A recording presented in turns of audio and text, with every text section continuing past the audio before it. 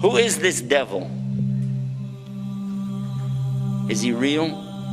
Or is it a figment of your imagination? Or is it just something in philosophy? According to the Quran, he's very real. Substance is real, you just don't see it. He lived before us, he's still alive today. That's an amazing subject right there, isn't it? That's amazing. The word shaitan is derived from the root shaitan, means impure and base. Shaitan refers to an entity that is rebellious, irrespective of whether it is of humans or jinn. It is also said that it means a nefarious soul who is distanced from Allah subhanahu wa ta'ala and from the truth.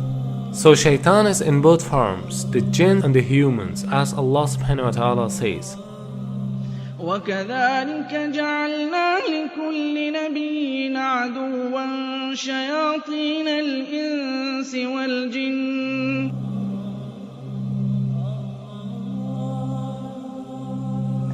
Now what is this about the jinn? Why do you have to believe in that? Well, they're part of something called al-ghaib.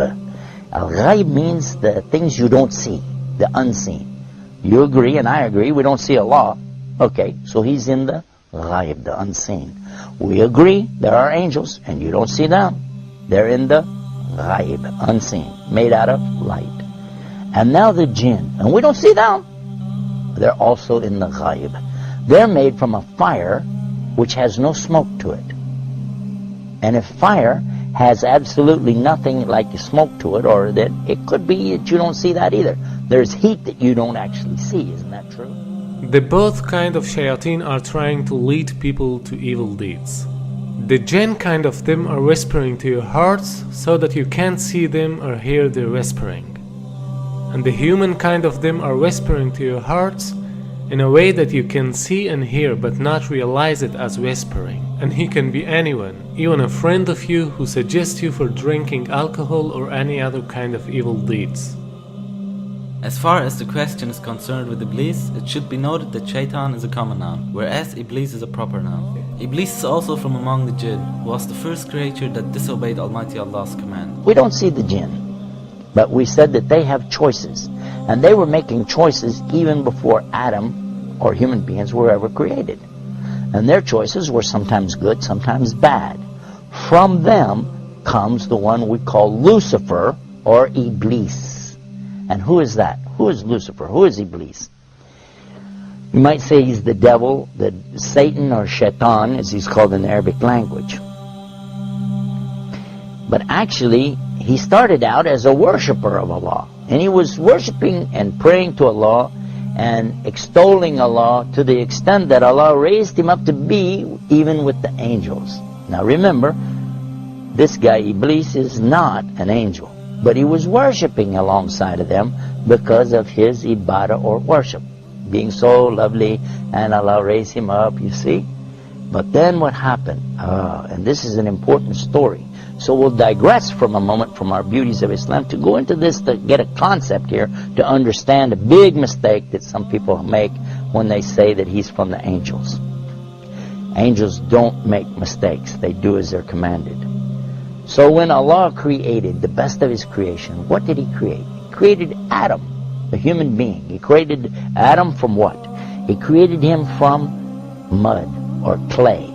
I want to show you what happened after Allah created Adam. Allah ordered all the angels, bow down. And all the angels did because they have to do as they're commanded. And they bowed down. All of them bowed. Except Iblis. He didn't bow down. Now if you read this in context, you understand that he was not an angel. But if you just read the words, all the angels bowed down except Iblis, you'll say, well see, that means he was an angel.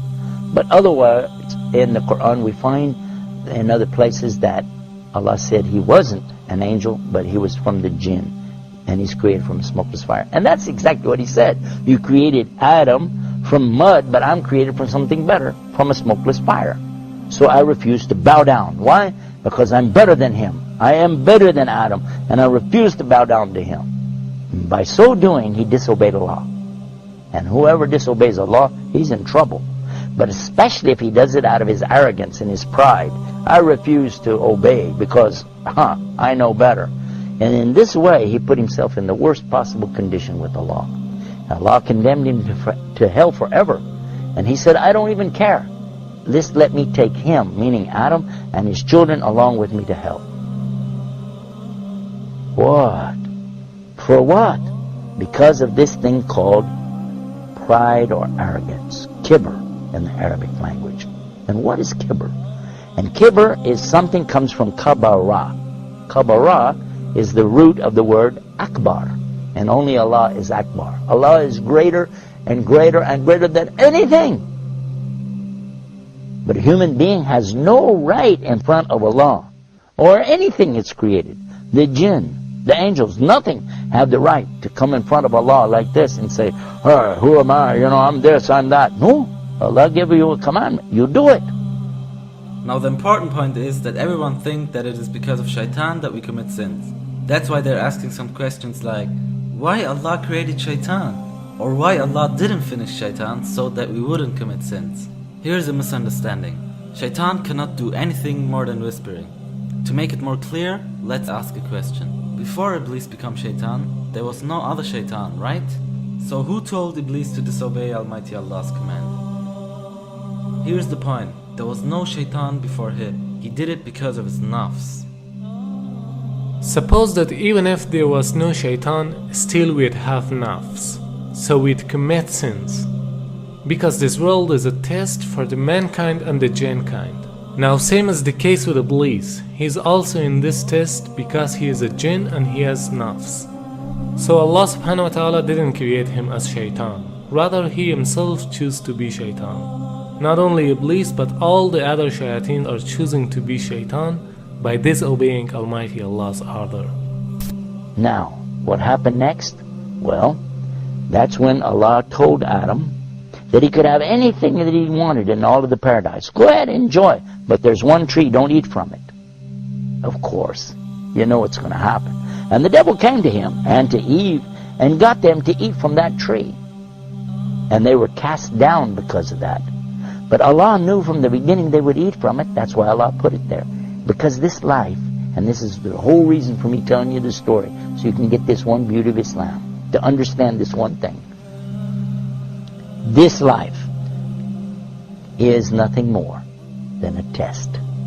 The obvious point is that Iblis was the first of all shayateen. Therefore he is the leader of them. And all shayateen are tools for this test even though they are also giving test.